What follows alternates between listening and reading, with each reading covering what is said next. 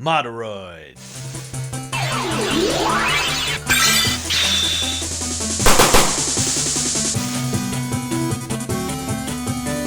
What's up, everyone? Thank you for joining us once again on the Dstar01 channel. I'm your host, Dexter, Arafiles, and today we'll be looking at the Moderoid model kit of Midoriya, Izuku Midoriya, Deku from My Hero Academia. We're going to be looking at paint and detail, articulation and scale, and accessories. If you're looking to pick this up, he's not available quite yet, but he will be available at www.shorturl.at, your reliable source for awesome action figures. I had this imported from Amazon Japan, funny enough. So let's talk about the build process. Let's just jump right into this. So the build process is pretty simple, and I'm going to open this box up and I'm going to show you exactly what I'm talking about, because I already built him. This isn't quite an unboxing, funny enough, because you know it's a model kit. So here we are up here on the top cam. We're gonna look at the instructions real quick. As you can see, they're very simple. It's not very long at all. Only a few pages right here. And the sprues, there's not very many sprues at all as well. And we also have some pre-built accessories, which is like the hands and whatnot.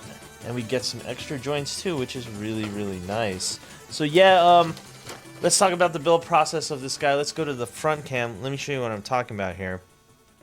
So it's fairly simple, as I was saying before. There's barely any, as many parts like compared to like a Mega Man from Kotobukiya. This guy is much easier to build, and actually he looks really cool. The parts that I found really annoying about this guy, and this is the biggest negative, as you can see, everything is pretty loose. He's a model kit. He's not really designed to be played with.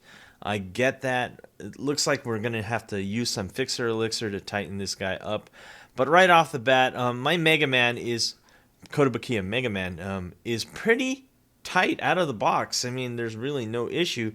This guy, we're dealing with a lot of loose joints here. As you can see, he can barely keep his hand up, and also the Air Force glove cuff. I mean, look at that. That thing is spinning around. I have to push the hand in to tighten it up. That's kind of unfortunate. It could have been designed better. So the biggest negative of this figure, of this model kit, is that the joints are pretty loose right out of the gate. So that's my biggest issue. One more issue that I did have was every time, because of the loose joints actually, every time I held him up by the torso, he would fall apart at this joint because this was so loose. So I had to super glue that. So I think super glue will be your best friend in building this guy so he's not falling apart on you. Especially in the crotch area, that was my biggest issue. Everything else was keeping together decently well. So let's talk about the paint and detail of this guy. There's a lot of interesting things about this figure. I've never built a Moderoid, so this is really new to me. The hair is actually a soft, like, plastic. It's kind of like has some flex to it, and it has a really unique feel. It feels very flexible as compared to like something of hard plastic. That's really interesting right there. The paint and detail is really cool. What I really like is you don't really have to paint this guy. I love the silver on his mask here. It came like that, looking really solid. The colors on the face and the skin tone looking really good. The green, absolutely love the green. I also love that this is the most updated Deku 1/12 scale figure / model that we have to date. So we do have the updated gloves and boots right here. So that's looking really good right here. Yeah, nothing too wrong here. Oh yeah, another issue that I had. Gosh, I hate to bring these up because I do love the way this figure looks. These pockets were falling out really easy, but like I said, super glue's your friend. I just super glued those together, and we do not have that issue anymore. As you can see, these aren't coming off anymore. But yeah, let's look at the boots real quick. This is something I have to point out. Looking really cool. Nothing wrong with the design here. Looking really solid. Also has a slight sheen and matte finish to the overall figure. So you don't really have to do much in terms of customizing it. I was thinking, oh wow, do we have to paint him? No, I'm probably not going to give this guy a paint job because I really like the way he looks overall. The eyes are perfect. The overall look and everything like that, it looks like he jumped right out of the anime. So yeah, there you go. When it comes to paint and detail, I have to say this thing looks absolutely gorgeous. I love the way this guy looks. So let's go into articulation and scale. We're going to compare him with other Dekus, but before we do that, let's see how tall he is. He's standing almost 6 inches tall, and then we got to compare it with SH Figure Arts Kaioken Goku. This is the one I just picked off the wall real quick. And here he is. That's him standing next to Goku. It looks like he is scaled a little bit bigger. Looks like he's more in the lines of, you guessed it, SH Figure Arts. Or not SH, sorry, Marvel Legends right here. So that's how he scales with Marvel Legends. It looks like he scales a little bit more towards that. So here's the question that I bet you are asking. How does he scale with the Amazing Yamaguchi, Deku, and the Figma Deku? So this is the question a lot of you have been asking. As you can see, he is scaled much bigger. My goodness. The head is much bigger. The hair bigger. He's wider. He's taller. Yeah, it looks like a Moderoid is on a scale of its own. I wouldn't consider this a 1/12 scale. Probably, let's give or take 1/10, 1/11 scale. He is definitely not going to fit in with the other characters that you get from Revoltech, like the Revoltech Bakugo or the Figma series. Yeah, it's just not going to work. It looks like he is way too big. It looks like Moderoid is on a scale of their own. So if you're thinking, oh yeah, I can put him with it because he's the most updated, probably not going to work out as well as you think because of the way he looks. He's just scaled way too big. So there you have it. Also, another thing, since he is scaled too big, the one thing that I was wondering, can you switch off the Air Force gloves? They wouldn't work, even if they did fit. Like, look at the size of that fist in comparison. My gosh. Yeah, this is a much bigger hand. It would just look way too cartoony. It wouldn't work, even if you could somehow modify the peg to work. It just wouldn't look good. So if you're thinking like, oh yeah, I'll get it just to put the Air Force gloves on, no, that wouldn't look good in my opinion. If you want, you do it whatever you want. But me personally, no, I wouldn't do that. Let's talk about articulation. You have a up and down here at the toe, sort of. Yeah, it's really loose. We have an up and down here at the ankle, no side swivel right there. We have a bend at the knee. We have a ball joint here at the crotch. We have one articulation point. It looks like you get an articulation point right here, but no, this is actually a static joint at the waist, so it doesn't move much. It only goes like up and down, not barely up and down.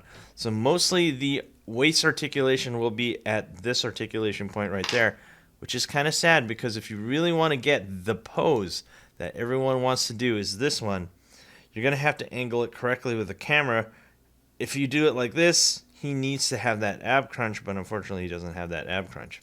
So we have a ball joint here at the shoulder. We have a single joint here at the elbow. We have ball and peg here, and 2 joints here at the neck looking to be well above 20 points of articulation. You can pose him really well. Look at this pose right here, looking really solid. We have kicks, flying knees, and of course you got to have that signature kick. You got to angle that camera correctly in order to get it to look good. And of course we have to have, boom, we got to have the superhero landing pose right here. And that's as close as you're going to get it right here. And let's zoom in right now. So there you go. He looks pretty cool. He can do all the most of the poses that you would want him to do. So let's go over accessories, which is the last part here. Let me be 100% honest with you here. I don't know if it's just me. Maybe I just need to, when it comes to model kits, you got to start sanding. You got to get stuff out. You got to get tools to make these things work. As we're looking here at the top cam, I had a hard time plugging in these power effects. I'm still having a hard time plugging these in. Maybe sanding them down would be, but yeah, see, I'm trying to push these in. These are not going in no matter what I do. Yeah, it's usually, actually, this one's the leg one. No, this one's the arm one. Yeah, so this was kind of unfortunate as well. Well, it's a model kit. You have to take your tools out to get it to work. But unfortunately, I could not get the effect pieces to stick very well on mine. Not saying that yours will not have that issue. Maybe it's just me. But so let's do a quick face swap. Ooh, little glimpse into the future there, huh? So let's take this. You have to take off the side hair. Actually, let's just take off all the hair. Hold on one second. So let's get an angry face right here. There you go. That is an angry face, and then we got to put the hair back. Honestly, you didn't have to, what do you call it? You didn't have to take the back part off. I just did. Let me put them together. And there we have it. There he is with his angry face. This face is really well detailed, really good looking. Really love the way it looks. It comes built like that, which is really nice. It would not be complete without the flicking hand, which we will put on right now to finish off the accessory part. And of course, we'll look at the other hands when we go through the showcase. So let's come with a conclusion of the Moderoid Deku. Let's come up with the negatives. If you were really thinking, oh wow, this is the next best Deku action figure, you need to not think in that mindset. You need to think in the mindset that this is a model kit. You put them together, you pose them sparingly. You do need glue, you do need tools. I get high quality nippers, and just go to town. Sand what you need to sand, do what you need to do, right? You need to put this guy together. He is not an action figure. If you get out of that mindset, then you can avoid the negatives of he has loose joints, these need to be fitted properly, and yeah, I think those are the biggest negatives I think that I can find. If you can get over those and just say, you know what, I need to spend some time with this. This took me about an hour and a half to build, and that's me sanding down all the sprues and everything to make it look good. Then yeah, he's really good looking. I have to say, this is a really, really nice looking Deku. It's unfortunately he doesn't scale with everyone else, but you know what? He's going on my shelf, and I can't wait to do that. And also, I cannot wait for Bakugo to come out so he can have a matching pair. So, like I said, if you can handle the negatives, realize he's not an action figure, he is a model kit, then you are good to go, and I highly recommend this model kit because he just looks absolutely fantastic. Anyway, guys, thanks for watching. Do not forget to rate, comment, and subscribe, and hit that notification bell so you're always in the know when I post new videos. And last but not least, you can go to www.Dexter01 where search for awesome action figures. And I'll see you guys next time.